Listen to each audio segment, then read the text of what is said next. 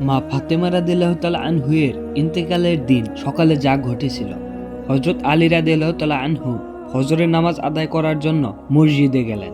এদিকে হযরত ফাতেমা রাদিয়াল্লাহু তাআলা আনহু অত্যন্ত জ্বর থাকা অবস্থায় ঘরের সমস্ত কাজ শেষ করলেন। আলী রাদিয়াল্লাহু তাআলা আনহু মসজিদ থেকে এসে দেখলেন ফাতেমা কাঁদছেন। তিনি প্রশ্ন করলেন, ফাতেমা, তুমি কাঁদছো কেন? ফাতেমা রাদিয়াল্লাহু তাআলা আনহু কোনো উত্তর না দিয়ে তখন আরো জোরে জোরে কাঁদতে লাগলেন। আলী রাদিয়াল্লাহু তাআলা আনহু কয়েকবার প্রশ্ন করার পর মা ফাতেমা কাঁদতে কাঁদতে বললেন, আমি স্বপ্নের মধ্যে দেখেছি আমার আব্বা জান হযরত মুহাম্মদ সাল্লাল্লাহু আলাইহি ওয়াসাল্লাম আমার ঘরের মধ্যে ঢুকে কি যেন তালাশ করছিলেন। ঘর থেকে বের হওয়ার সময় আমি পিছন দিক থেকে আমার আব্বা জানকে ডাক দিলাম, ও আব্বা জান, আপনি কি তালাশ করছেন? আব্বা জান তখন বললেন, ও আমার ফাতেমা, আমি তো তোমাকেই তালাশ করছি, তোমাকে নিয়ে যাওয়ার জন্য। আরও বললেন, ও আমার ফাতেমা, আজকে তো তুমি রোজা রাখবে, সেহেরি করবে আলীর দস্তরখানায় আর ইফতার করবে আমার দস্তরখানায়। তখন হযরত আলী রাদিয়াল্লাহু তাআলা আনহু এই স্বপ্ন শোনার পর দুজনে বুঝতে আর বাকি থাকলো না মা ফাতেমা রাদিয়াল্লাহু তাআলা আনহু ইন্তিকাল করবেন। দুজনে আরো জোরে জোরে কাঁদতে লাগলো। এই সময়ের মধ্যে হযরত হাসান ও হুসাইন রাদিয়াল্লাহু তাআলা আনহু এসে জিজ্ঞাসা করলেন, আব্বাজান, আম্মাজান, আপনারা কেন কান্না করছেন? মা ফাতেমা রাদিয়াল্লাহু তাআলা আনহু একটি অভ্যাস ছিল, যখন হাসান হুসাইন তাকে কোনো কাজে বিরক্ত করত তখন দুজনকে নানা জানের কবরের কাছে যেতে বলতেন। আজকেও ফাতেমা বললেন, তোমরা দুই ভাই নানার কবরের কাছে যাও। কবরের নিকট যাওয়ার সাথে সাথে কবর থেকে আওয়াজ আসলো, ও আমার আদরের নাতিরা, এই মুহূর্তে তোমরা আমার কাছে কেন এসেছ? আমার কাছে তো সব সময় আসতে পারবে। এখন যাও, গিয়ে তোমার মায়ের চেহারার দিকে তাকিয়ে থাকো। আজকের পর তোমাদের আম্মাজানকে আর দেখতে পারবে না। এই কথা শোনার পর দুই ভাই কাঁদছেন এবং দৌড়াতে দৌড়াতে আম্মাজানের কাছে চলে গেল। গিয়ে আম্মাজানকে জিজ্ঞাসা করলেন, তোমরা দুজনে কেন কাঁদছ? বুঝেছি, নানাজান আমাদের বলে দিয়েছেন আজকের দিনটা তোমার জন্য শেষ দিন। নানাজান তোমার চেহারার দিকে তাকিয়ে থাকার জন্য আমাদের বলেছেন। বিকেলের দিকে হযরত ফাতেমা রাদিয়াল্লাহু তাআলা আনহু শরীর খারাপ হলো এবং তাকে বিছানায় শোয়ানো হলো। মা ফাতেমার মৃত্যুর পূর্বক্ষণে হযরত আলী রাদিয়াল্লাহু তাআলা আনহুকে তিনটি কথা বলেছেন। ও আলী, আমার প্রথম কথা হচ্ছে, যেদিন থেকে আমি আপনার ঘরে এসেছি ওই দিন থেকে আজ পর্যন্ত আমি আপনাকে অনেক কষ্ট দিয়েছি। আপনি যদি আমাকে ক্ষমা না করেন তাহলে কিয়ামতের দিন আমার কারণে আব্বাজান অনেক লজ্জিত হবেন। বলেন, আপনি আমাকে ক্ষমা করলেন কিনা? আলী ফাতেমা রাদিয়াল্লাহু তাআলা আনহুকে বললেন, তুমি কি বলছো এগুলো? আমি তোমার যোগ্য ছিলাম না। তোমার আব্বাজান দয়া করে মেহেরবানি করে তোমার হাত আমাকে দিয়েছেন। বিয়ের দিন থেকে আজ পর্যন্ত আমি আলী তোমাকে ঠিকমতো দুবেলা খাবার খাওয়াতে পারিনি। ও ফাতেমা, তুমি বলো আমাকে ক্ষমা করে দিয়েছো কিনা? তুমি যদি ক্ষমা না করো তাহলে কিয়ামতের দিন আমাকেও কঠিন শাস্তি ভোগ করতে হবে। ও আলী, আপনার সাথে আমার দ্বিতীয় কথা হলো, আমি মারা যাওয়ার পর আপনি বিয়ে করে নেবেন। দুনিয়ার যে কোনো মহিলা আপনার পছন্দ মতো আমি আপনাকে অনুমতি দিলাম।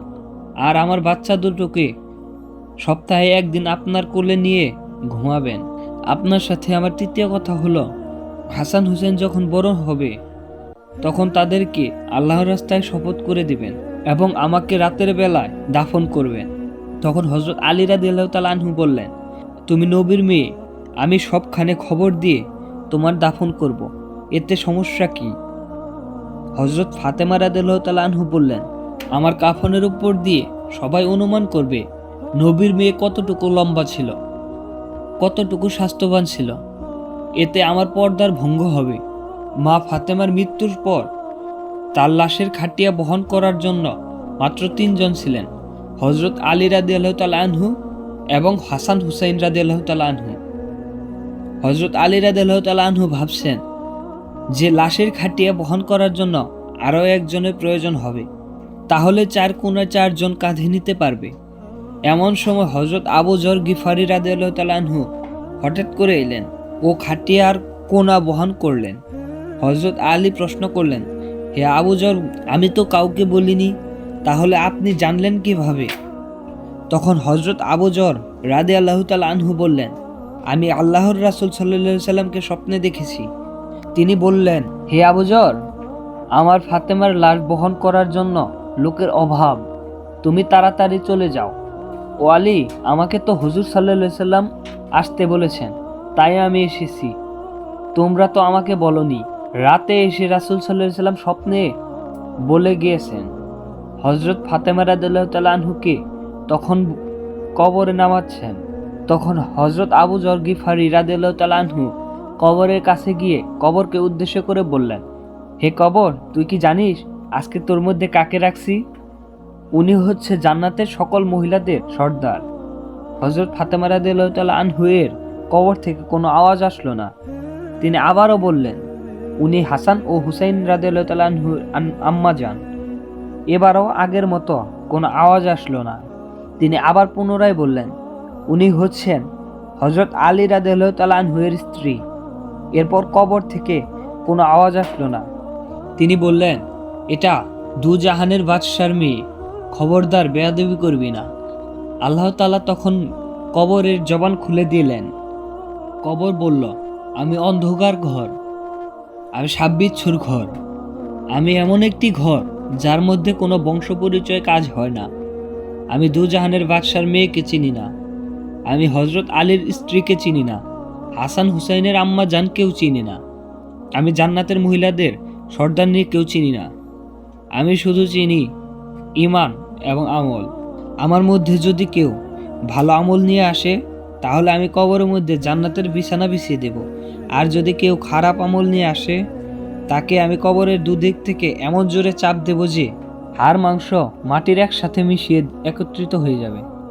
আল্লাহু আকবার। মানুষ জন্মালে মৃত্যুবরণ করতেই হবে। মৃত্যু কখনো বলে কই আসে না। মৃত্যু কখনো ধনী গরিব দেখে আসে না। প্রত্যেক মানুষকে মৃত্যুর স্বাদ গ্রহণ করতে হবে। তো বন্ধুরা, কেমন লাগলো আজকের আয়োজন? আজকের ভিডিওটি এই পর্যন্তই। ভালো লাগলে ভিডিওটিতে লাইক করেন, আর চ্যানেলে নতুন দর্শক হয়ে থাকলে চ্যানেলটি অবশ্যই সাবস্ক্রাইব করবেন। সবাইকে আল্লাহ হাফেজ।